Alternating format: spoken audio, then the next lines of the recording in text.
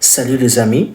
La fois passée, nous avons fini avec la notion sur la santé mentale dans la prise en charge psychologique des patients dans le milieu des soins de santé primaire ou même dans le milieu humanitaire.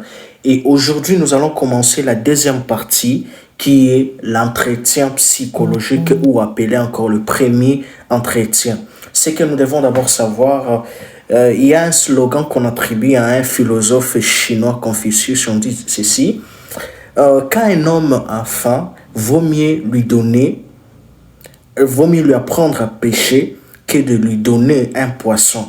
Ces dictons doivent nous rappeler, nous en tant qu'agents psychosociaux, en tant que psychologues, que nous sommes appelés à renforcer les habiletés d'une personne afin de l'aider à faire face aux défis de la vie quotidienne plutôt que nous puissions vraiment résoudre ces problèmes à sa place. C'est ça vraiment l'idée idéale par rapport à l'entretien psychologique. C'est ça vraiment le but de l'entretien psychologique. Le but n'est pas résoudre le problème de votre patient à sa place, mais aider ce patient-là à développer ses habiletés afin de pouvoir faire face à ces défis. Maintenant, nous allons voir qu'est-ce qu'est l'entretien psychologique. L'entretien psychologique n'est qu'une forme professionnelle d'assistance psychosociale dans laquelle une personne fait recours au service d'un intervenant psychologue ou un assistant psychologue et lui demande de l'aide au fond dans le but de l'aider. Premièrement, de l'aider à faire quoi? À traiter ses problèmes.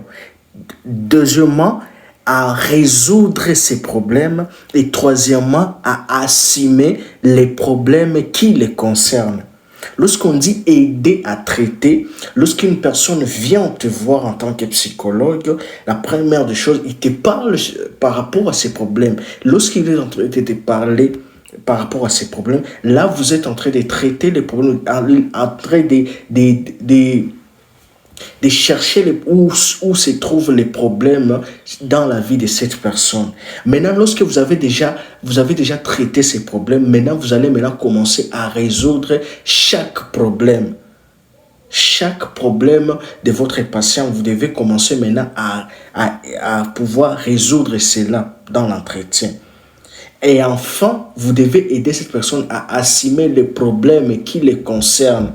Aider à assumer, c'est amener d'abord la personne à accepter ces problèmes-là. Lorsqu'une personne n'arrive pas d'abord à accepter la situation dans laquelle il se trouve ou elle se trouve, il y aura toujours un problème, il y aura toujours des limites ou des barrières pour que la prise en charge soit correcte ou que cette prise en charge soit une réussite.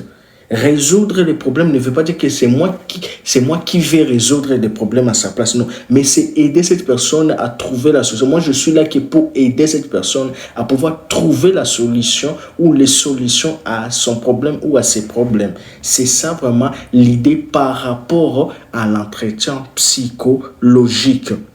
Ce n'est qu'une forme professionnelle d'assistance psychosociale dans laquelle une personne fait recours au service d'un psychologue et lui adresse une demande d'aide plutôt, au fond de l'aider à traiter, à résoudre et à assumer le problème qui les concerne, qui concerne le patient lui-même. C'est ça l'idée générale par rapport à l'entretien psychologique.